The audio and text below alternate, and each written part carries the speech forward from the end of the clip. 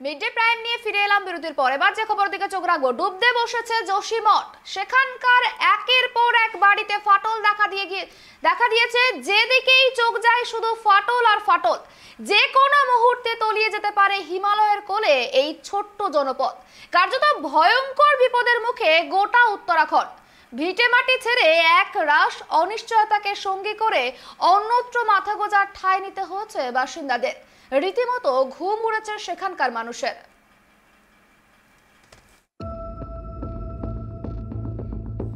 প্রতি বছর 2.5 ইঞ্চি করে ধস নামতে শুরু করেছিল উত্তরাখণ্ডের যোশীমঠে। প্রায় 700 বাড়িতে ফাটল চিহ্নিত করা হয়েছে।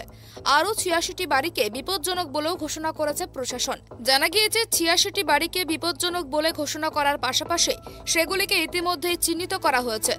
একই সঙ্গে বাসিন্দাদের সেই সকল বাড়ি ছাড়ার ও নির্দেশ দেওয়া হয়েছে প্রশাসনের তরফ থেকে। বিভিন্ন রাস্তা এবং বাড়িতে ফাটল দেখা দেওয়ার প্রায় সপ্তাহখানেক পরেই প্রশাসন রবিবার একে ভূমিধস এবং তলিয়ে যাওয়া অঞ্চল হিসেবে ঘোষণা করেছে। কেন্দ্রীয় সরকারের উচ্চপদস্থ আধিকারিক, উত্তরাখণ্ডের উচ্চপদস্থ আধিকারিক, জাতীয় দুর্যোগ ব্যবস্থাপনা কর্তৃপক্ষ, জিওলজিক্যাল সার্ভে অফ ইন্ডিয়া এবং ন্যাশনাল ইনস্টিটিউট অব হাইড্রোলজি সহ বিভিন্ন সংস্থার শীর্ষ আধিকারিকদের মধ্যে একটি উচ্চ পর্যায়ের বৈঠক হওয়ার পরে যোশীমঠের ঘটনাকে ধস হিসেবে চিহ্নিত করা হয়েছে।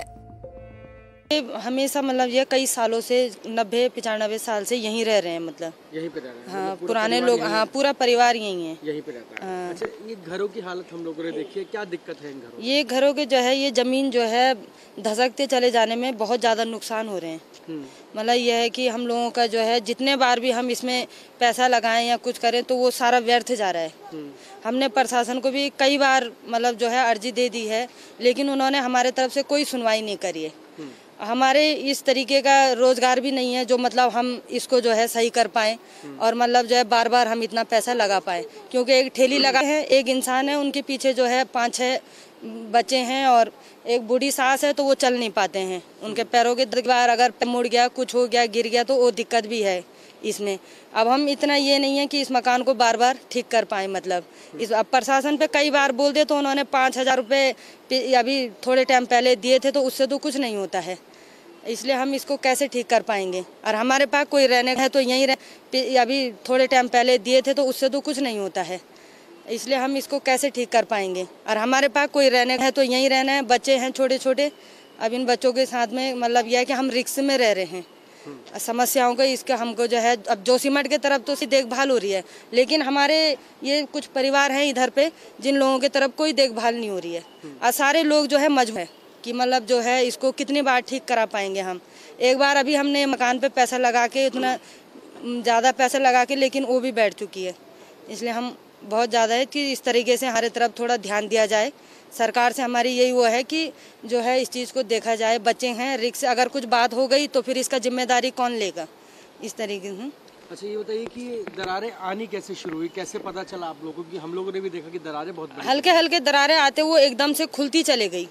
अभी और टाइम तो मतलब ये पहले, लेकिन अभी जब हमने ये नए दोबारा से पैसा लगाया है तो उसमें भी मतलब हल्के हल्के बरसात में ये ज़्यादा खुल जाती हैं। मतलब ये बारिश बरसात का टाइम होता है तो ये बहुत ज़्यादा खुल जाती है। दूसरा ये है जो हमारे मकान के नीचे रोड साइड है, ये रोड है, तो उसमें हमने कई बार कह दिया नगर पंचायत से कि यहाँ पुस्ता दिया जाए, लेकिन वो सुनवाई नहीं हो रही है। ये देखिए कि मेरा ये जो घर बना हुआ है इसको करीबन 2 साल भी नहीं हुए और 4 बार मैं इसकी रिपेयर कर चुका हूँ।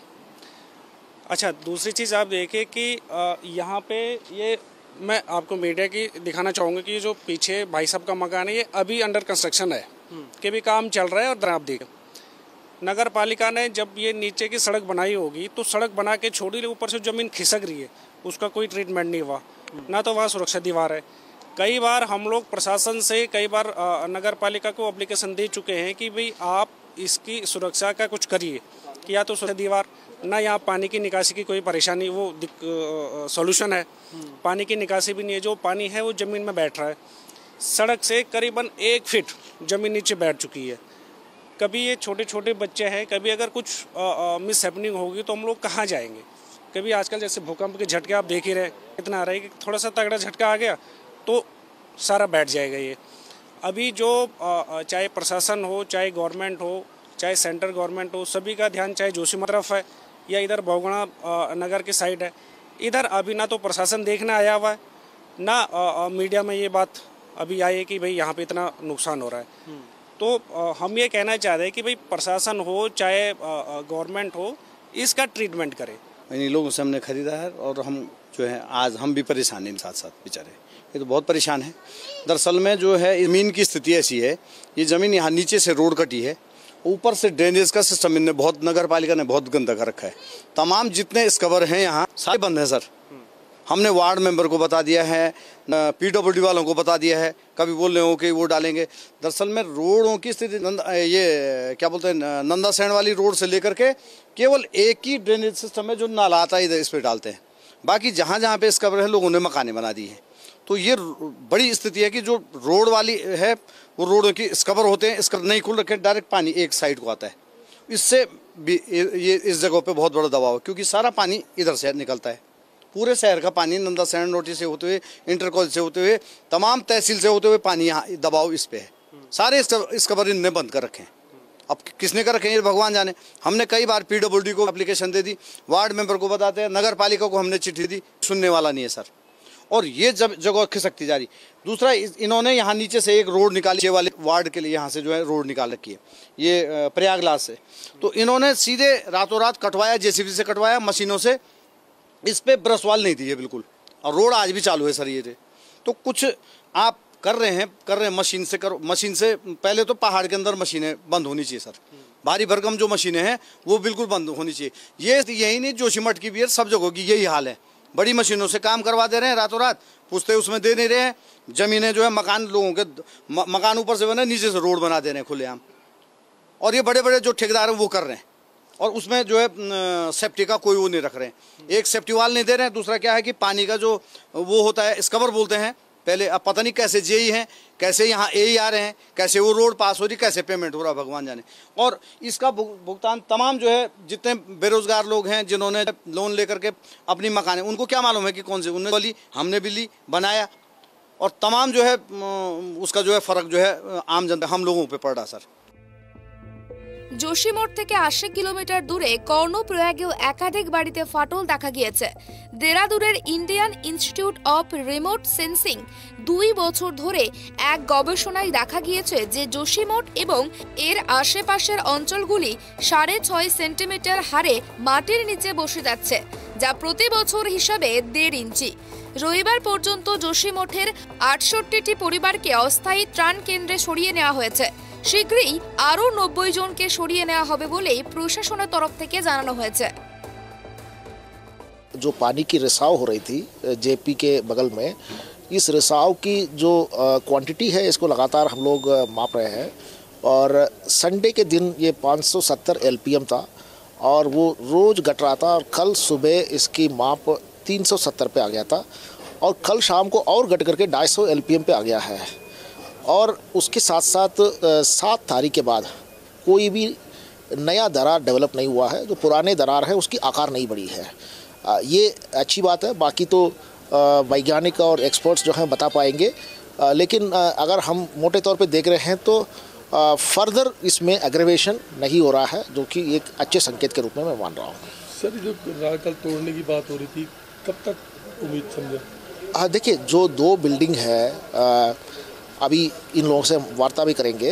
2 बिल्डिंग हैं वो बहुत अनसेफ टिके हुए हैं, वो कभी भी अपने आप में गिर सकते हैं। और अगर अपने आप गिरते हैं तो अगल बगल के जो कम से कम 10-12 बिल्डिंग को वो डैमेज पहुंचाएंगे। तो उसकी वजह से DRI ने दिया है, और मेरा मीडिया के माध्यम से जनता से अनुरोध है, ये आप ही की भलाई के लिए कराया जा रहा है, इसमें सहयोग करें। অনেক কারণে ঘটতে পারে এই ঘটনা। এর অন্যতম কারণ হতে পারে মনুষ্য সৃষ্টি বা প্রাকৃতিক, যেমন ওই অঞ্চল থেকে খনিজ পদার্থ বা জল, তেল কিংবা অন্য কোনো প্রাকৃতিক সম্পদের আহরণ।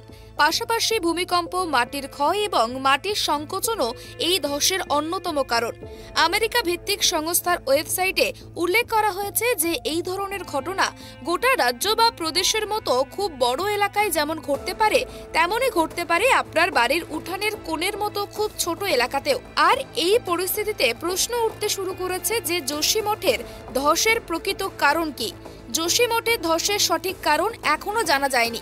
তবে বিশেষজ্ঞরা মনে করছেন যে অপরিকল্পিত নির্মাণ, অতিরিক্ত জনসংখ্যা, জলের প্রাকৃতিক প্রবাহে বাধা এবং জলবিদ্যুৎ কার্যক্রমের কারণে ঘটনাটি ঘটেছে। শুধু তাই নয়, এলাকাটি একটি ভূমিকম্প প্রবণ এলাকা, যার জেরে ঘন ঘন ভূমিকম্পের প্রবণতা তৈরি হয়েছে। এই অঞ্চলে এই ধরনের ঘটনা ঘটার সম্ভাবনা 50 বছর আগেই উল্লেখ করা হয়েছিল। এই ব্যাপারে সতর্কও করা হয়েছিল। এছাড়াও অপরিকল্পিত উন্নয়ন এবং প্রাকৃতিক দুর্বলতাগুলিকে চিহ্নিত করার উপরে জোর দেওয়া হয়েছিল। Bureau report, tribe TV.